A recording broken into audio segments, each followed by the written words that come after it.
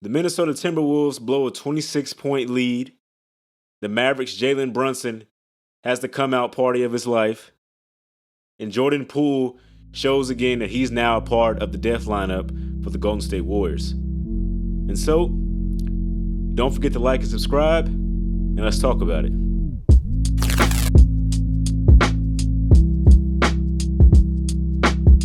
I don't know what's going on. Honestly, I can't tell you. No lead is safe in this NBA playoffs. We saw it last night with Philly. We saw it with Boston, both coming back from a 17-point deficit. And now, the Memphis Grizzlies have come back from a 26-point deficit to take down the Timberwolves and go up 2-1 in the series. After first dropping the first game at home, Memphis has now rallied to win Game 2 and Game 3 of the series. Now, the difference in this matchup, Desmond Bane, who led all scorers tonight with 26 points. He basically just said he wasn't going to shoot inside the arc. 15 shots from outside of the three-point line. He knocked down 7 of them to lead the way as Ja Morant struggled from the field. Struggled as in less than his standards. He still had 16 points. But Brandon Clark was there as well, turning in 20 points off the bench for the Memphis Grizzlies and pretty much helping surge that second half run. I mean, the Wolves, they just gave it up. It's a choke. They gave it up. They're up 26 points in the first half. They're up 16 points in the fourth quarter. And they choke. Karl-Anthony Towns shot just 4 times tonight. He's the superstar of the team. He only had 4 shots. Patrick Beverley shot more three-pointers than Karl-Anthony Towns shot from the field. I mean, that's absurd. D'Angelo Russell shot 21 times from the field to score 22 points. Anthony Edwards, he did all right. 6 for 13 for 19 points. It's what they needed from a young guy. But they have to have Karl-Anthony Towns. He's got to be going. But throughout this series, he's just been in foul trouble. He had 5 tonight. He fouled out in the play-in. He's the star. If Minnesota's going to somehow pull off a miracle and win this series, it's going to be because of him. He's a great player. Like I said, he's a superstar. He just has to find a way to defend without fouling. Without all the fouls, he could be more aggressive on the offensive end, and he can dominate the game like he's supposed to. Under the rim and behind the three-point line, as he's the self-proclaimed best three-point big man shooter of all time. But he's got to get it going. On the other side, Ja Morant, he didn't shoot it up to his par, like I said earlier. But he's willing his team in different ways. The guy's a winner. He wants to win, and he's going to will his team to win. He's sort of like a Jimmy Butler type of player. His presence alone is enough to boost a team. And that's what we're seeing.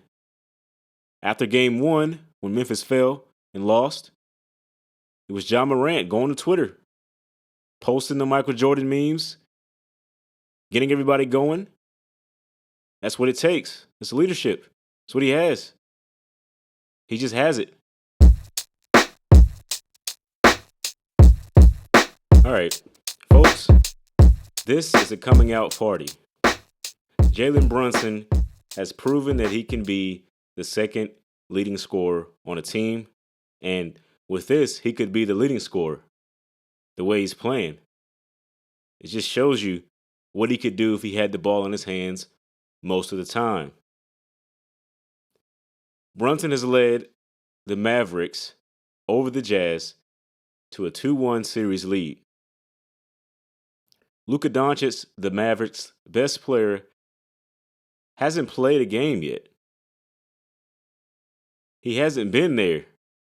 He has a calf injury that's slowing him down, and he hasn't been there.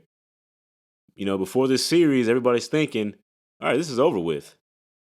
The Jazz, who have made a lot of noise in the playoffs, in the first round at least, for the past couple of years, still have most of their guys. Their main guys are there. Donovan Mitchell, Rudy Gobert. The Mavericks traded away Porzingis, who was supposed to be their second guy. They brought in Spencer Dinwiddie. They brought in Jalen Brunson. And it's just incredible. They continue to win. They're exposing the Jazz on the defensive end. Even with Rudy Gobert, who's the reigning Defensive Player of the Year. But he can't guard everybody. He can't guard all 5 players. The front line of the Jazz's defense isn't stopping anybody. And that's been the biggest issue. They're running guys off the three-point line for the time being. And Rudy Gobert has to make a decision on how he's going to defend the guy driving towards him in the lane. If he leaves his guy, somebody's open for a three-point shot.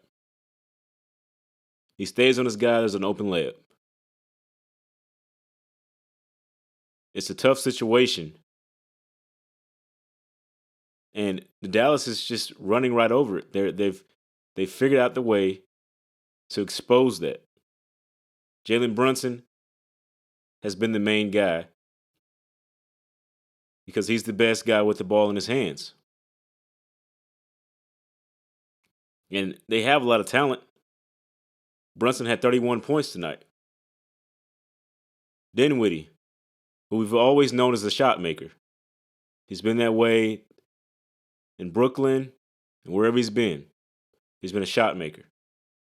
He scored 20 tonight. And because Brunson's been so good, everybody's pretty much eating on the offensive end for the Mavericks. They had 7 guys scoring double figures. They led by as much as 17 points. And this is without their superstar, who's possibly going to be back next game. The series might be over, unless the Jazz can find a better way to play defense. They're scoring enough points. Donovan Mitchell still scoring a lot of points, 32 points tonight. Mike Conley, who was brought in to be the second guy for them, 21 points. Bogdanovich, 24 points. They got the offensive power that they need. They just got to put it together on the defensive end now. And they've always had the anchor in Rudy Gobert, but teams have just found a way to exploit it. Dallas Mavericks are a prime example. And Brunson's putting on a show in the wake of it.